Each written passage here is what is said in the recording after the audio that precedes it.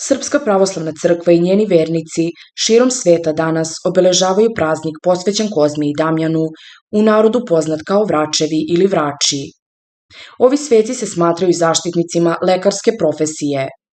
Današnji dan je po narodnom verovanju dobar za molitvu za ozdravljenje.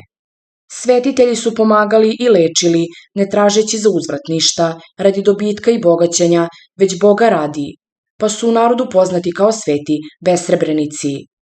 Lečeći preobraćali su ljude u hrišćansku veru.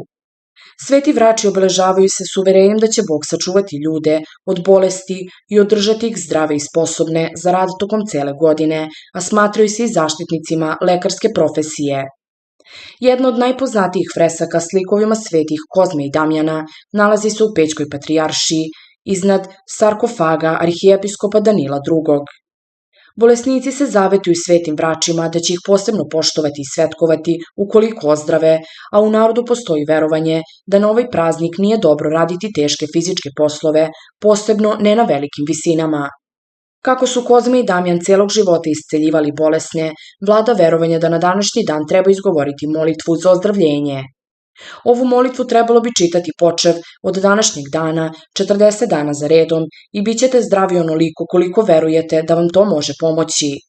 K vama, sveti besrebrenici i čudotvorci Kozmo i Damjane, kao brzim pomoćnicima i toplim molitvenicima za spasenje naše, kolena preklonivši, pritičemo i klanjajući se usrdno vapimo. Ne prezrite moljenja nas grešnih i nemoćnih, koji smo u mnoga bezakonja zapali i svakoga dana i časa sagrešujemo. Umolite Gospoda da nama nedostojnim slugama svojim podari velika i obilna milosrđa svoja. Izbavi nas od svake patnje i bolesti, jer ste od Gospoda i spasa našega Isusa Hrista primili izobilnu blagodat isceljenja radi čvrste vere, besplatnog lečenja i mučeničke končine vaše. Uslišite nas koji se molimo i bogougodnim posredništvom vašim izmolite kod Hrista Boga, pravoslavnim upraviteljima zdravlje, blagostanje, spasenje, pobedu nad neprijateljima i blagoslov Božiji. Opet se klanjajući usrdno molimo da nam od Gospoda isprosite sve što je od koristi u ovom privremenom životu, a posebno što je potrebno za večno spasenje, da se udostojimo da molitvama vašim dobijemo hrišćanski kraj, bez bolesti, nepostidan, miran i da se izbavimo od prevara đavolskih i večnih muka, da naslednici bezgraničnog i blaženog carstva nebeskog budemo.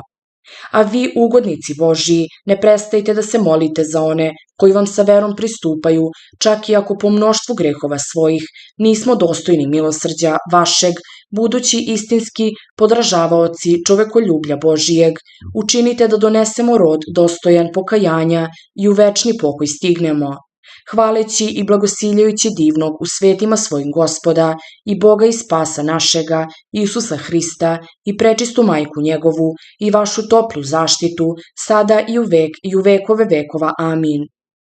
Ako vam se sviđa ovaj video, možete pogledati i video koji se trenutno nalazi na ekranu.